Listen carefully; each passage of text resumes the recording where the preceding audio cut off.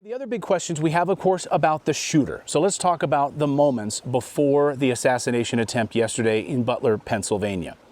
Why in the world was this kid allowed to walk around the open fairgrounds with a rifle and then bring a giant ladder, we now know, to climb up the side of a building 150 yards away from the former president with a rifle, climb up a building with a ladder? Then eyewitnesses, who also confirmed this to the BBC, confirmed that they told police that they witnessed a man climbing a roof with a rifle, and he was army crawling on top of a white roof. They told the police this, and apparently they did nothing about it. Watch. So we walked up, and probably 5 to 7 minutes of Trump speaking, I'm estimating here, I have no idea, but we noticed a guy crawling, bear crawling up the roof of the building beside us, 50 feet away from us. So we're standing there, we're pointing at the guy crawling up the roof. And he had a gun, right? He had a rifle. A rifle. We could clearly see him with a rifle. Absolutely. We're pointing at him. The police are down there running around on the ground. We're like, hey, man, there's a guy on the roof with a rifle. And the police were like, huh, what? Like they didn't know what was going on. We're like, hey, right here on the roof. We can see him from right here. We see him. He's crawling. Of course, the bigger question we have is, why did the Secret Service not take the shot against this individual on the roof when they had the opportunity to? So let's paint a picture here and go through the timeline of exactly what happened. So the whole thing took about 6 minutes. The rally starts, 6 minutes later, Trump is shot. Here you see the Secret Service detail on the roof looking around, but they are stationed on top of the roof. Then about 6 minutes later, 42 seconds before the president is shot, they are now in a prone position, using their scopes, taking aim at this individual across 150 yards from where the president is speaking. They see him clearly, they know that he has a long rifle, and they do not fire upon him. So they're clearly looking at this individual across 150 yards with their sniper scopes. They see him. Police have already been alerted that there's a man climbing with a rifle on top of the roof. So 42 seconds before the president is shot, you can see the Secret Service sniper team prone position, looking through their scopes in the direction of the shooter. This is after they had been notified by eyewitnesses, and the police had been notified by that individual I just pointed out to you that spoke to the BBC, that notified them of this individual on the rooftop climbing with a rifle, using a ladder to climb up a roof. Next thing you know, I'm thinking to myself, why is Trump still speaking? Why have they not pulled him off the stage? I'm standing there pointing at him for 2-3 minutes. Secret Service is looking at us from the top of the barn. I'm pointing at that roof, just standing there like this. And next thing you know, 5 shots ring out. Why did they not take the shot? 42 seconds later, 5 shots rang out and President Trump is hit.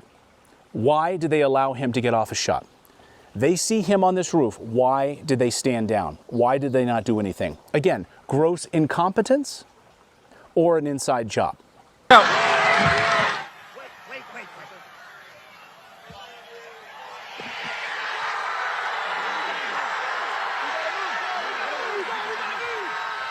All right, now let's talk about the shooter. 20-year-old Thomas Crooks. He's been identified. He lived with his mother and father in Bethel Park, Pennsylvania, about 43 miles away from this location. Thomas worked nearby at a local soup kitchen. We now know that both of his parents are professional counselors. That has been confirmed. They are professional counselors licensed in the state of Pennsylvania to practice counseling. I have a big question. Was this individual, Thomas Crooks, on any sort of antidepressants? Any sort of SSRIs? The reason I ask that question, and I hope we'll get an answer, because he's not a minor, he's 20 years old, we should have access and be able to hear from the FBI whether or not he was on any kind of antidepressants. Almost every mass shooting in the United States over the last more than decade or so, starting with Columbine all the way up, have one thing in common, and that is antidepressants, SSRIs. Was this individual on an antidepressant, and who gave him the prescription for antidepressants? Was it any one of his parents, who are professional counselors, who of course can write prescriptions and allow their son to be on antidepressants or SSRIs? I'd love to know the answer to that. We also know that he had a large amount of explosives in his parents' house. We also know he had explosives in the vehicle that he drove to the location to carry out the assassination.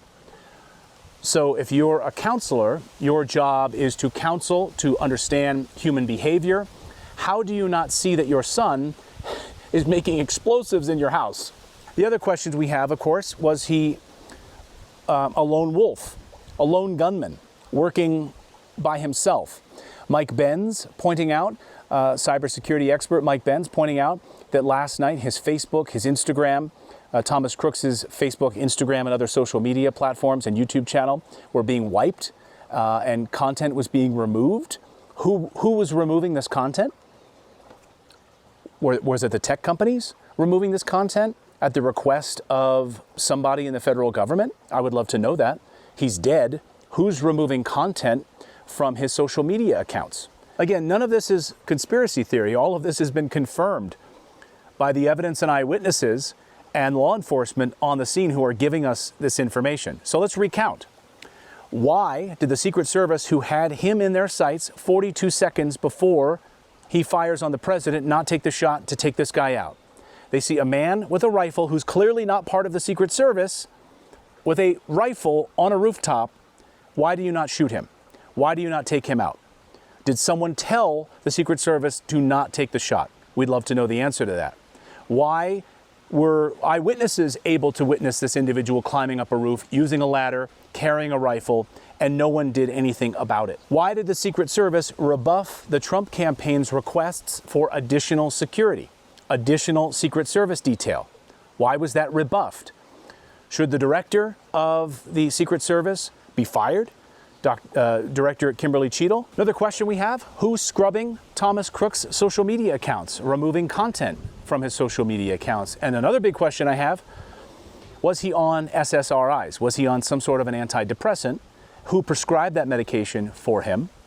And how far in advance were these threats known by law enforcement? Did the FBI have him on their watch list? Were they aware that he was building explosives in his parents' house?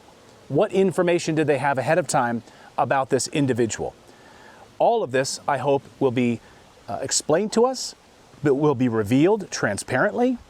And the last thing that we should be doing is tamping down the rhetoric. We should be angry.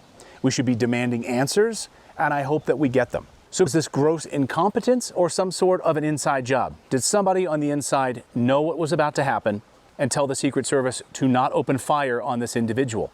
What information did they have about this individual beforehand, before Trump arrived in Butler, Pennsylvania? We'd love to know.